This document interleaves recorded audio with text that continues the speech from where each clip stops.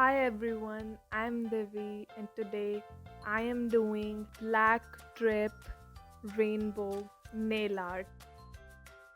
First, apply base coat on your nails and protect them from staining, and when it's dry, then on one side make a stripe of red color in middle of yellow and on another side with blue color. Dry it for 5 minutes and then top it off with a layer of top coat and let it dry for at least an hour.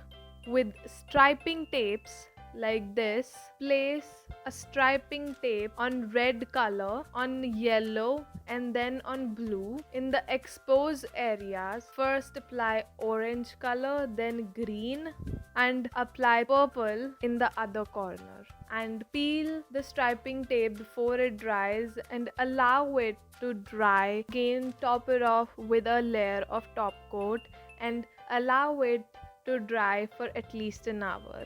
You need these dripping nail stickers. Paint the exposed area with black color nail polish and remove the nail sticker in an upward motion, and that's it.